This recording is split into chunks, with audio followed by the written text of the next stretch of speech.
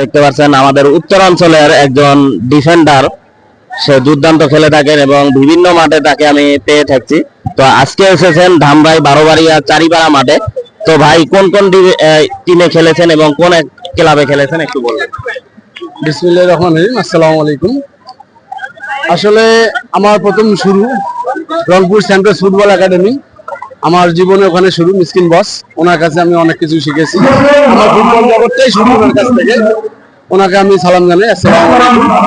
আর দ্বিতীয়ত ওখান থেকে আমি ঢাকা ফার্স্ট ডিভিশন প্রথম ভিক্টোরিয়া খেলি 2024 সাল। তারপরে 24-25 সিজনে খেললাম ঢাকা বাসাবো ফার্স্ট ডিভিশন। তারপর তো যে দেশের আবহাওয়া, পরে আসি এখন আছি আমি গঙ্গাসরা স্পোর্টস একাডেমি। আমাদের এটা নতুন একাডেমি, কিন্তু একাডেমি অনেক বহুবল চিন্তা। এখানে আর কি যারা প্লেয়ার আছে তারা ভালো ভালো জায়গায় খেলবে, এটাই আর কি। আমার যতটুকু আমি এই পর্যন্তই আর কি, আল্লাহর রহমত ফুটবল জগতে আছি আর খাপের মাঠে তো আছি ইনশাআল্লাহ। আজকে তারেক একাডেমির সাথে কেমন কি দিবেন? 100% দিবেন, দেওয়ার তো সম্ভাবনা বেশি। তো গত ম্যাচে দেখেছি আপনি দুর্দান্ত খেলেছেন এবং একটি ট্রাইবিগারও আপনার ইয়াতে হয়ে এসেছেন, তো সেই বিষয়ে বলবেন।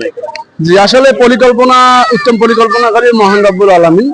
আমরা শুধুমাত্র ওসিলা।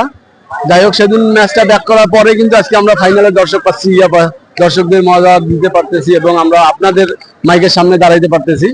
আমার যতটুকু স্বার্থ, আমি এই তারেক একাডেমির জন্য যতটুকু স্বার্থ আমি আমার উজাড় করে দিব ইনশাআল্লাহ। গত ম্যাচে যেটা দিয়েছি ইনশাআল্লাহ ওইটাও আমি চেষ্টা করব যেন ওই অব্যাহত রাখতে পারি ইনশাআল্লাহ। তো ধন্যবাদ আপনাকে, অনেক সুন্দর খেলা দেখিয়েছিলেন। তো ধন্যবাদ ভাই।